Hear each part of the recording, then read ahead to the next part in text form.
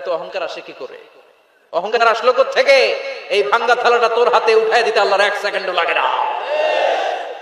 ওয়াম্মা সাইলা ফালা তানহার, খবরদার ফরিয়াদিকে তাড়িয়ে দিও না, ধমক দিও না। আল্লাহ পাহাড়কে দরিয়া করতে পারে, দরিয়াকে পাহাড় করতে পারে, ধনীরে গরিব বানাতে পারে, গরিবরে ধনী বানাতে পারে, সম্মানিতরে অপমানিত করতে পারে, অপমানিতরে সম্মানিত বানাতে পারে, ক্ষমতার চেয়ারে বসে থাকার লাথি মেরে নিচে নামায় দিতে পারে।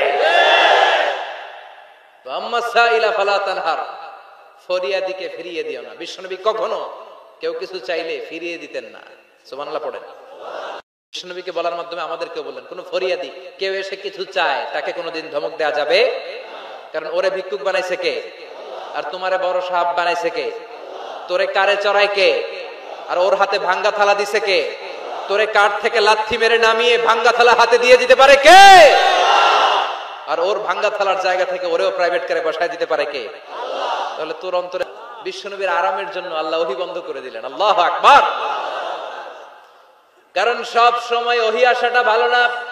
সব সময় ওহী আসলে বিশ্বনবী সহ্য করতে পারতেন না।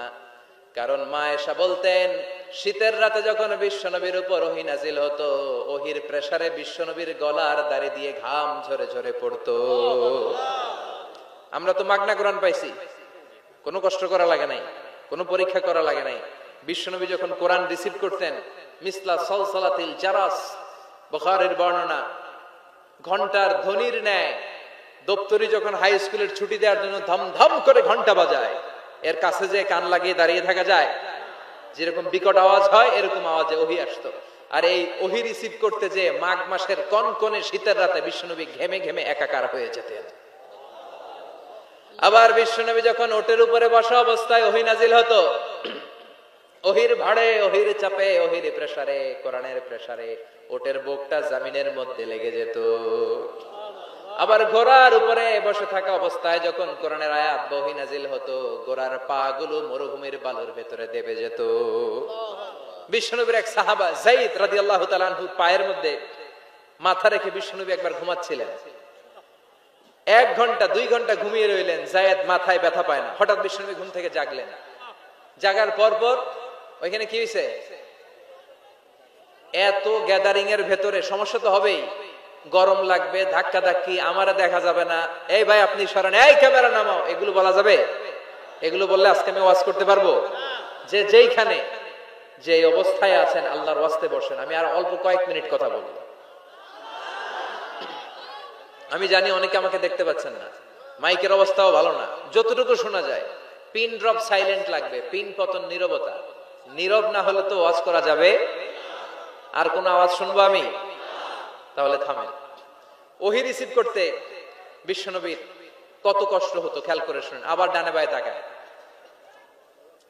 সাভারের ভাইয়েরা এদিকে তাকায়, আমার দিকে হয়েছে, বাস আমার দিকে তাকান। ওহী রিসিভ করতে বিশ্বনবীর কত কষ্ট হতো। যায়েদ রাদিয়াল্লাহু তাআলা আনহুর পায়ের মধ্যে মাথা রেখে বিশ্বনবী শুয়ে আছেন। 1 ঘন্টা 2 ঘন্টা শুইলেন, উনি ব্যথা পায় না। হঠাৎ বিশ্বনবী ঘুম থেকে জাগলেন। জাগার সাথে সাথে আকাশ থেকে কোরআনের আয়াত নাজিল হতে লাগলো।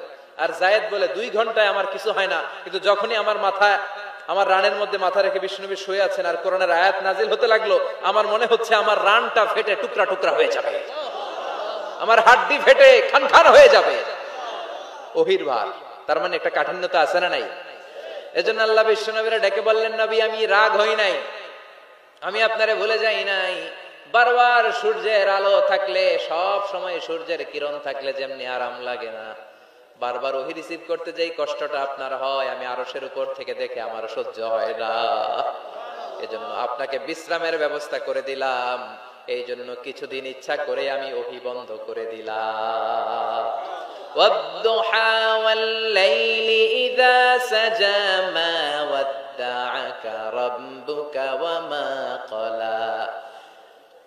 সকালবেলার সূর্য কিরণের শপথ, রাতের নিস্তব্ধতার নিঝুম রাত্রির শপথ, মা ওয়াদ্দা'আকা রাব্বুকা ওয়া মা ক্বালা। আপনার রব আপনারে ভুলে যায় নাই, আপনার উপর অসন্তুষ্ট হয় নাই। সুবহানাল্লাহ পড়েন।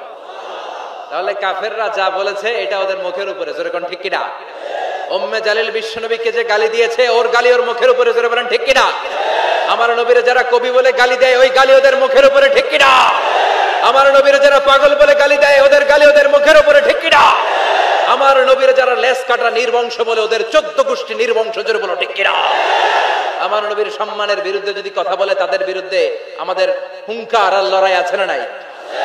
বিশ্ব নবীরে গালি দিলে কলিজা আগুন লাগে? কার কার লাগে? হাত তুলে আল্লাহর দেখা।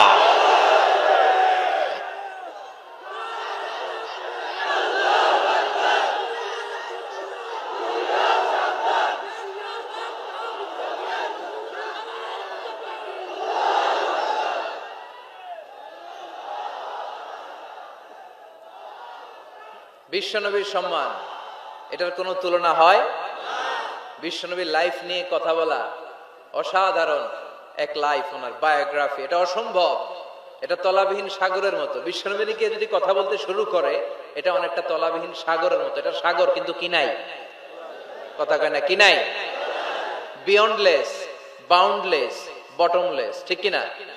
As a father, as a husband, as a teacher, as a lawgiver, as a lawmaker, as a reformer of the society, as a messenger, as a commander, Muhammad is the superman of the world. গোটা বিশ্বের জন্য তিনি Superman হয়ে এসেছে। এজন্য আমার নবীরা যারা গালি দেয় এগুলো পিতৃ পরিচয়হীন জারদ সন্তান। বিশ্ব নবীর সম্মান নিয়ে উল্টাপাল্টা করলে এটা সহ্য করা হবে না, জোরে কোন ঠিক কিনা?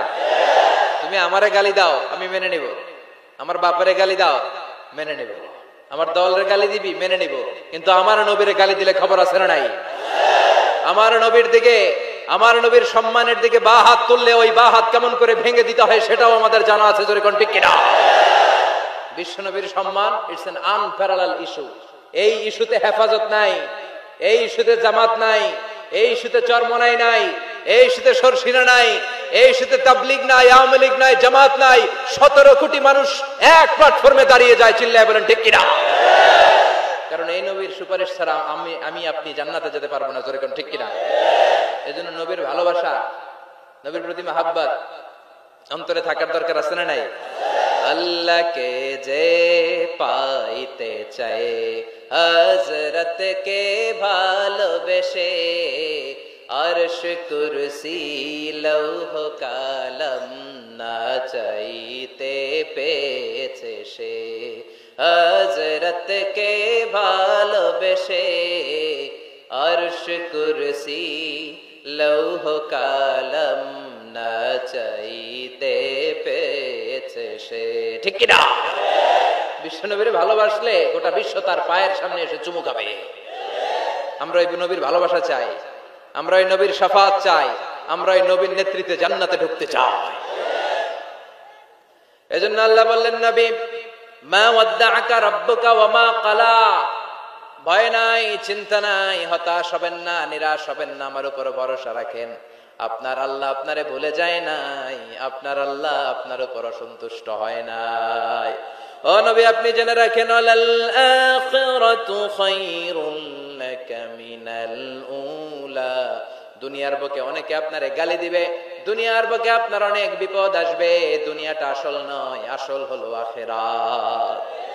ওয়ালাল আখিরাতু খায়রুল লাকা মিনাল উলা, ও নবী আখিরাত এই দুনিয়ার চেয়ে আপনার জন্য শ্রেষ্ঠ।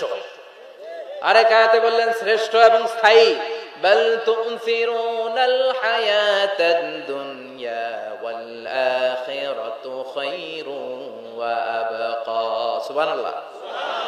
ও নবী এই দুনিয়া স্থায়ী না, এই দুনিয়া শ্রেষ্ঠ নয়, শ্রেষ্ঠ আর স্থায়ী জায়গা হলো জান্নাত। এজন্য দুনিয়ার জন্য পাগল হওয়া যাবে না, মুমিন পাগল হয় আখিরাতের জন্য। এই দুনিয়াতে আজীবন থাকতে আসি নাই, আজীবন থাকবেন? কথা কন। এজন্য এতজনের ভয় পেয়ে লাভ কি? ভয় পাবো আমরা একজনের, চিল্লায় বলেন তিনি কে? যাদের হৃদয়ে আছে আল্লাহর ভয়, তারা কবু পথ ভুলে যায় না। আল্লাহর প্রেম ছাড়া এই দুনিয়ায় কারো কাছে কোনো কিছু চায় না। রাতের আধারে যারা সেজদাতে রায়, দু চোখের স্রোতে নদী যেন বয়। ছলনার হাছানি যতই আসুক, পেছনে ফিরেও সে তাকায় না। যাদের হৃদয়ে আছে আল্লাহর ভয়,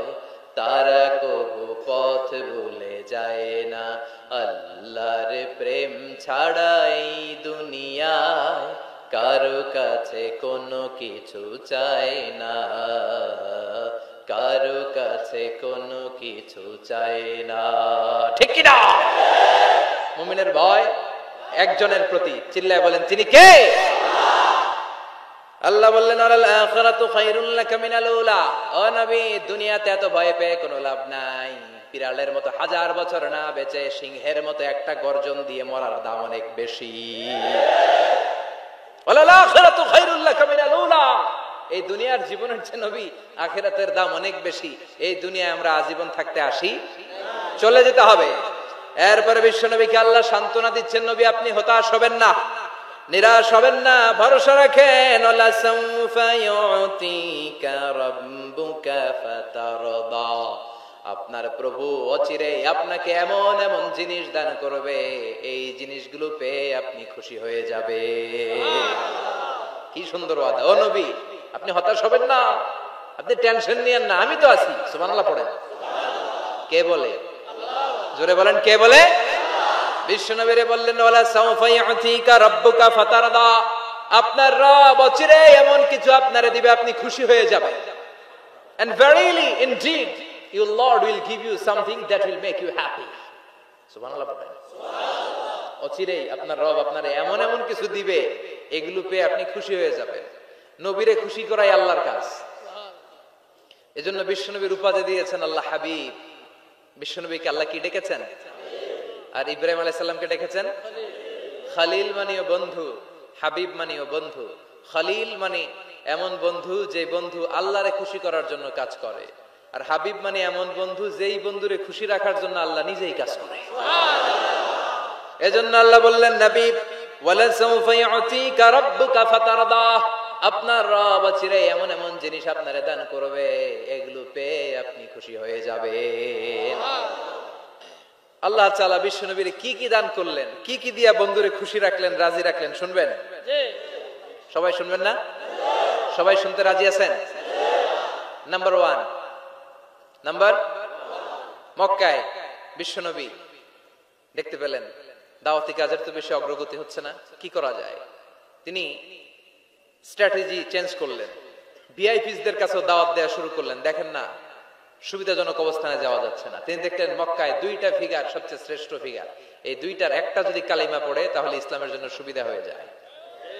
বিশ্বনবী আল্লাহর কাছে দোয়া করতে লাগলেন, আল্লাহুম্মা আইজ্জাল ইসলাম বিআহাব্বির রাজুলাইনি ইলাইক। আল্লাহ, 2জন লোকের নাম এখন আমি বলবো, যে লোকটারে ভালো লাগে এই লোকটার মুখ দিয়ে শাহাদা বাণী উচ্চারণ করে তুমি ইসলামের বিজয় দান করে দাও।